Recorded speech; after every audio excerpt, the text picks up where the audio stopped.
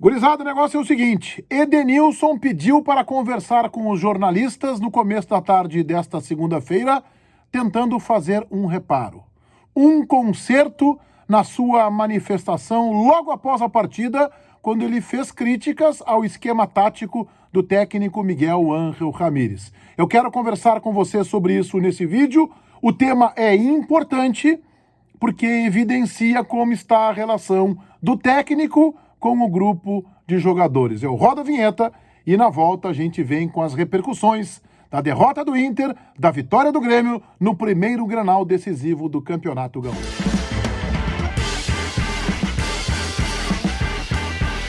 Eu tô confiando que tu tá inscrito aqui no meu canal. Se não, faz a inscrição agora, não adia. Inscrever-se, PEN. Sininho para ativar as notificações dos próximos vídeos, PEN. E o like.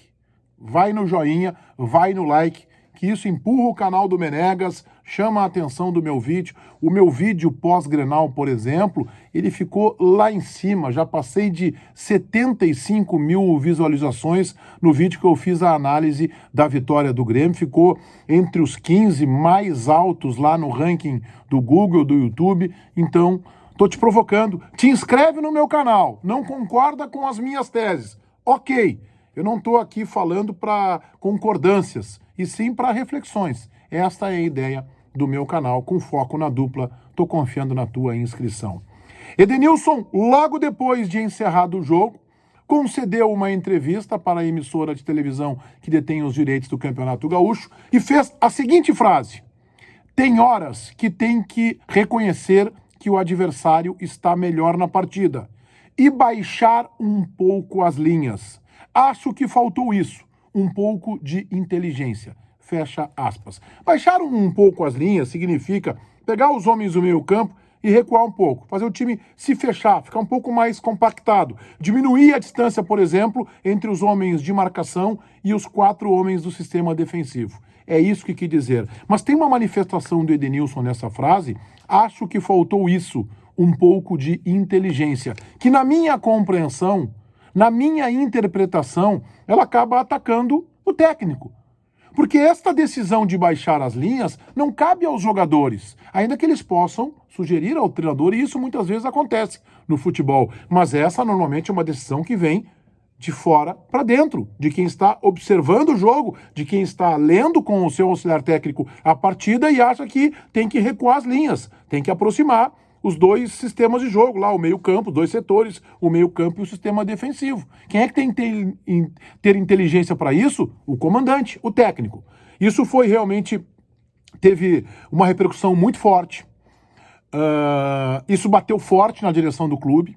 Isso desconfortou muita gente no Beira-Rio, em especial a comissão técnica. O que o Edenilson fez nessa segunda-feira? Ele se dirigiu à assessoria de imprensa do clube e pediu para falar com os repórteres, com os jornalistas. E aí concedeu uma entrevista coletiva e eu separei alguns trechos para vocês. O primeiro é logo na abertura.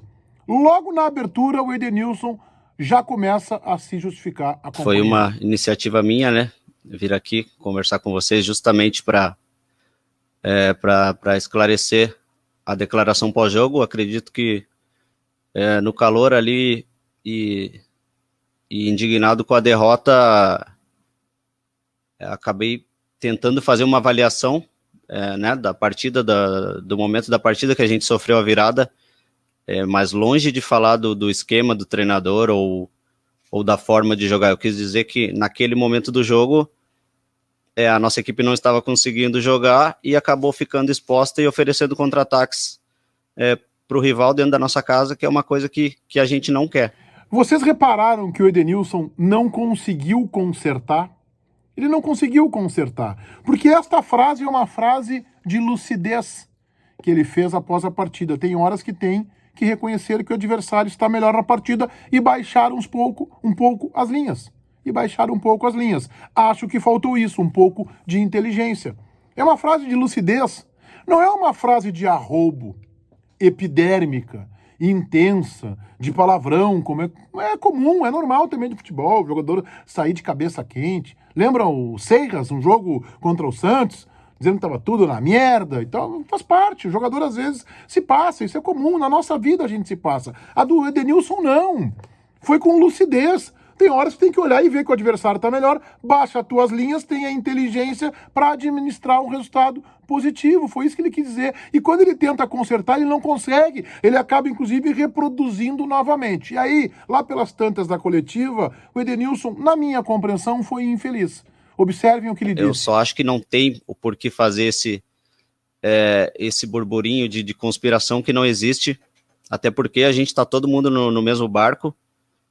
Quando perde todo mundo junto, quando ganha, ganha todo mundo. Quando a gente fez 6 na Libertadores, foi todo mundo. Ontem, quando a gente perdeu, foi todo mundo.